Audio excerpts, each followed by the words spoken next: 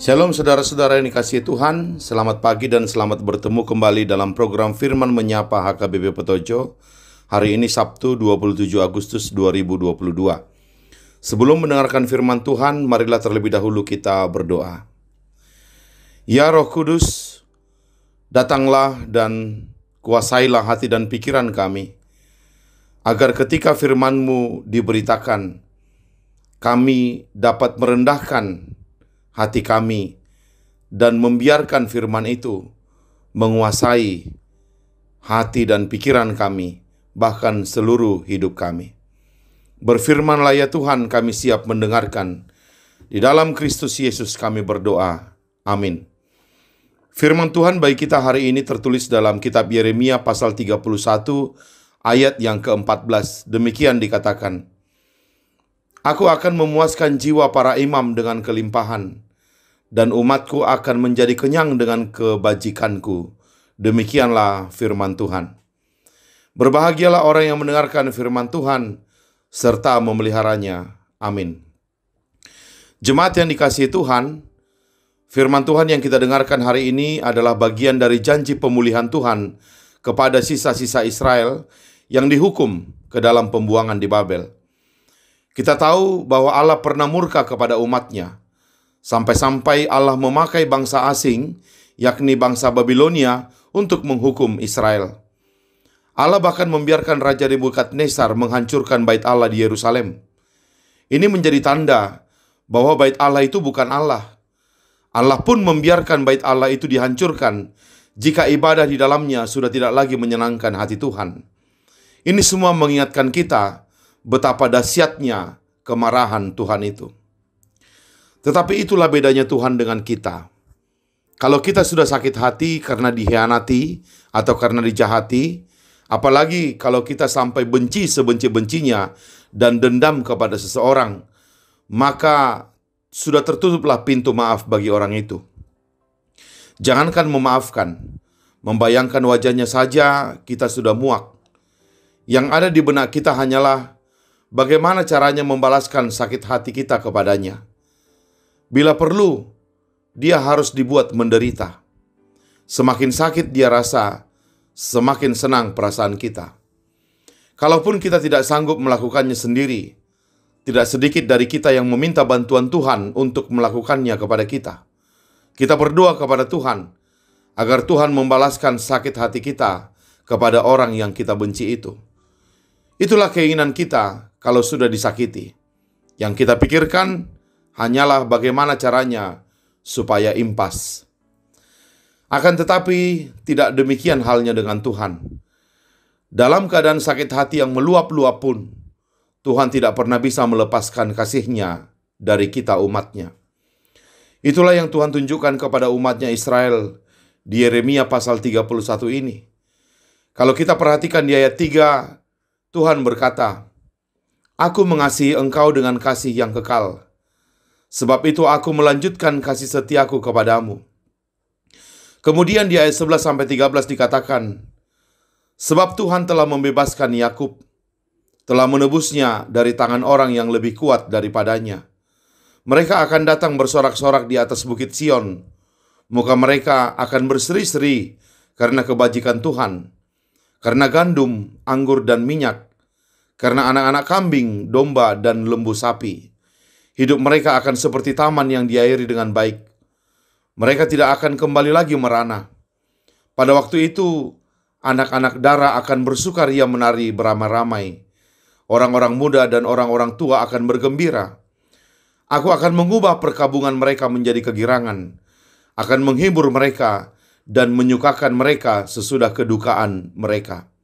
Dan akhirnya, di ayat 14 yang menjadi ayat renungan kita hari ini, Tuhan berkata, Aku akan memuaskan jiwa para imam dengan kelimpahan, dan umatku akan menjadi kenyang dengan kebajikanku. Demikianlah firman Tuhan.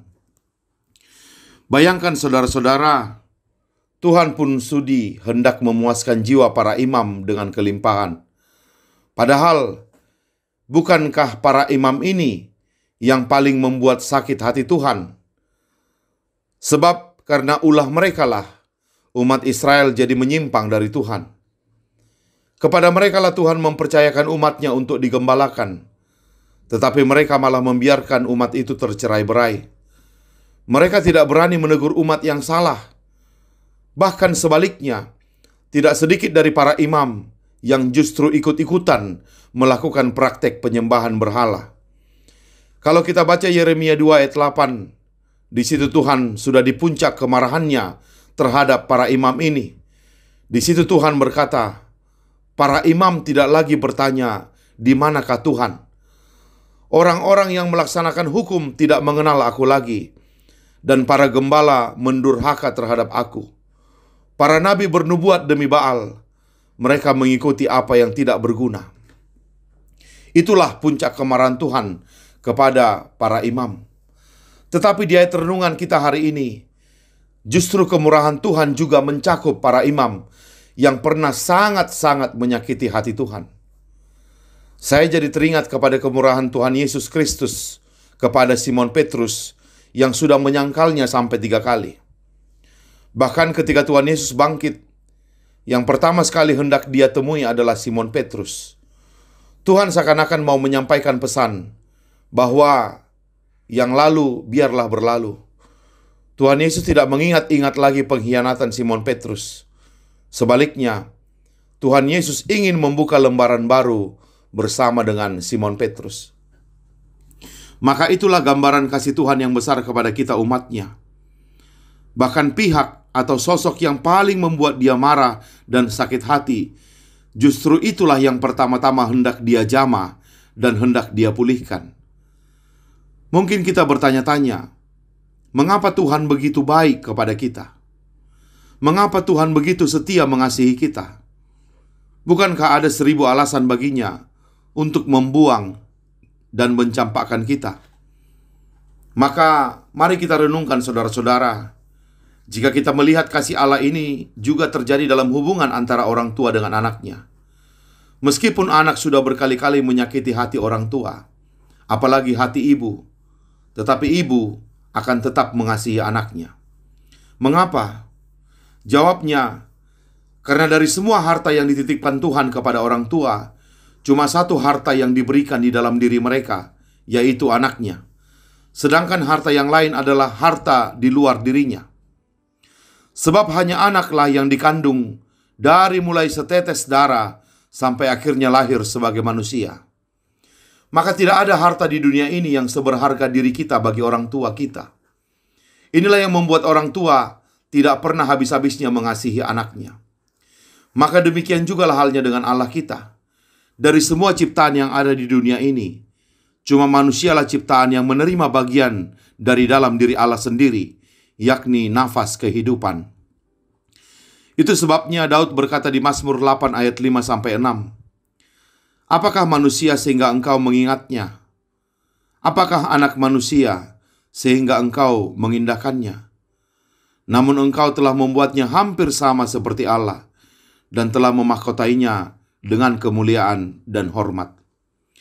Inilah suatu jaminan bagi kita tentang kasih Allah, bahwa Allah, sekalipun Dia murka kepada kita, tetapi Dia tidak akan pernah berhenti mengasihi kita, seperti yang sudah Dia tunjukkan kepada umat-Nya Israel, bahkan kepada para imam-imam yang jahat sekalipun, bahkan kepada Simon Petrus, sang pengkhianat itu. Maka kasih itu jugalah yang akan diberikan kepada kita umat-Nya yang hidup sekarang. Maka kalau begitu, apakah kita akan mengatakan, marilah terus berbuat dosa, karena toh Allah akan tetap mengasihi kita? Tidak sekali-sekali. Justru sebaliknya, saudara-saudara, jika kita waras, jika kita sehat, maka kita justru akan semakin malu berbuat dosa setiap kita mengingat kebaikan Tuhan yang begitu luar biasa kepada kita. Dan memang tidak banyak yang Tuhan minta dari kita, upah dari kasih pengorbanannya. Di 1 Korintus 6 ayat 20, Rasul Paulus berkata, "Sebab kamu telah dibeli dan harganya telah lunas dibayar. Karena itu muliakanlah Allah dengan tubuhmu." Hanya itu saja, muliakanlah Allah dengan tubuh kita. Apapun yang kita lakukan, biarlah itu semua untuk kemuliaan Allah saja. Bagi Dialah kemuliaan dan hormat untuk selama-lamanya. Amin. Mari kita berdoa. Terima kasih ya Bapa untuk firman yang bisa kami renungkan hari ini, di mana kami kembali diingatkan tentang betapa besarnya kasih Allah kepada kami.